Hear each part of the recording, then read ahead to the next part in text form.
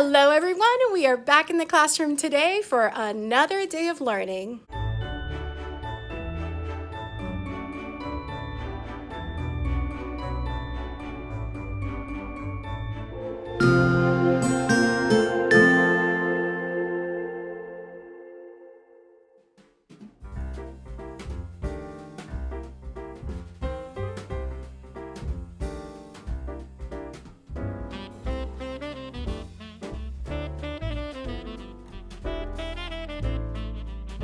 It's Vlogmas day 6, so we are here in the middle of the day. We're a little bit over a middle of the day because the students are in PE right now.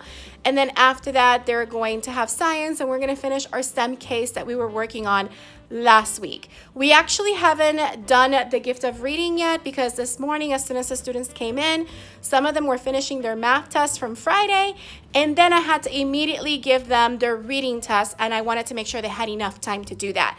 And then after that, it was one thing after another. We had our bonus reading time, and then we had our writing time, and then we had our math time, and now they are in PE. So it's been a kind of fast-paced day, but as soon as they come back from PE, I want to go ahead and unwrap the gift of reading. I think it'll be a nice way for them to calm down from all the energy they let out during PE, and have the two students who also unwrap the gift today to also get their squishy from the advent calendar. So we have two students unwrapping gifts today.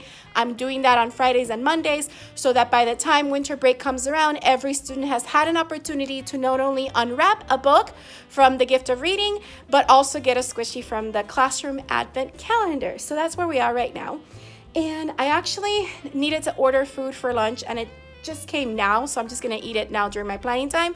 But I want to give a shout out to my friend Christy on Instagram. She is your thrifty co-teacher, so please give her a follow. Christy, thank you so much for the gift card you sent me so that I can go ahead and order myself some Uber Eats. And today I've been on a Mexican kick the past couple of days if you've been watching Vlogmas.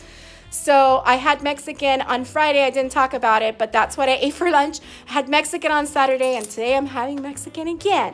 But today I ordered from Tijuana Flats, and this is what it looks like. So here's the bag right now, so let's open it up and check out the food. In this little bag, I have my toppings and some salsa.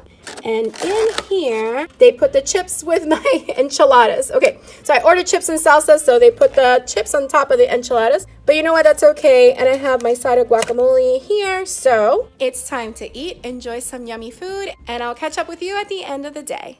We have made it to the end of the day, and it was a very long and challenging day. I just have to say, even bus dismissal, when we went out there, it was already 3:05, 3:10.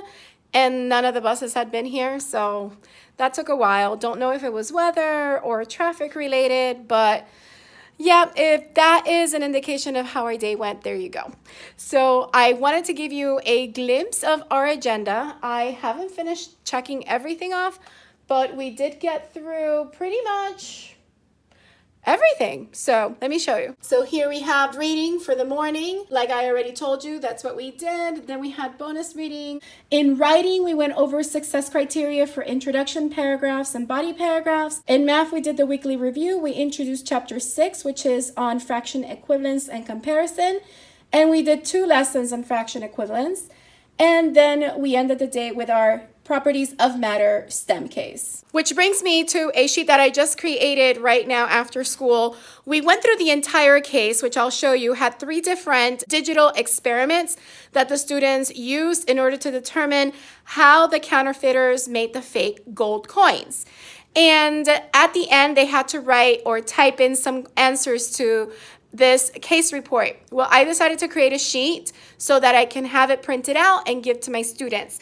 I want it in color, but my color printer lately is just not cooperating with me. Every time I try to send something, it usually just says printing and nothing comes out. Sometimes it prints, but it only prints 1 page. And it's just a hassle. I think it maybe is related to printer memory, and this printer is kind of old, so maybe it feels like the file is too big, even though it's not. But anyway, this is the page that I created, and worst comes to worst, I'll just print it in black and white, and the students will answer these questions. So here is the actual case report. I made it to look like a file folder, and it has the counterfeit STEM case here. They'll write their name and the date. This is the evidence from the case file. These are the results from the 3 experiments, and then they just need to answer these 2 questions. They need to analyze based on the evidence and the results. How did they find out that gold paint was not used? And the experiment itself, how was the matter of the coins changed to make them look silver and then gold, so they can explain that. And this is what I'm hoping that they do tomorrow in science. So here is the digital sheet. As you can see, I created it on PowerPoint. And these are just sticky note shapes and other shapes that I made look like a Polaroid picture. And I took a screenshot of the coins using Snip and Sketch. So let me show you the actual case file. So we finished going through the handbook. So they learned about the states of matter and how matter mixes, how we can mix 2 metals to make an alloy. So then we went back to the case and we did experiment number 1, where they had to see how they changed a copper coin into silver. So they did this little experiment that they played different steps in, like in little video vignettes, where they mixed 1 gram of zinc into a beaker of 25 milliliters of water. Then they went ahead and dissolved the zinc into the water to create a zinc solution. And then they heated the penny in the solution. And then the result was that the penny actually looked silver. So it changed color from copper to silver. So this is the analysis that the students were able to create. And then they saw how the zinc layers were added to the copper in order to make the copper penny look like a silver coin. So we used that data that we collected. We then went ahead and measured the silver looking coin and the gold looking coin, and we saw that they were the same weight. So they looked at that analysis, and then they used that to hypothesize that they believe that the suspects heated the silver coins in order to make them look like gold instead of just using paint. So experiment number 2 actually went into making that prediction and doing the gold paint test, where we went ahead and put the coin into a solution of acetone, and we noticed that it stayed gold. So we went over the results, and then we did experiment 3, which was to see what happens to the silver coin when you heat it. So step 1 was that we took the silver looking penny and we put it in a hot plate and we turned it after a few minutes. And then at the end, they noticed, 1 second. So once they heated the penny, they were able to see that the penny started with copper, then silver, then gold, looked a lot like the counterfeit coins from the case. So they analyzed it and they made a conclusion that heat was the reason why the coins started looking the way they did, because heat caused the zinc molecules to then mix with the copper molecules in order to look gold. So it actually created an alloy.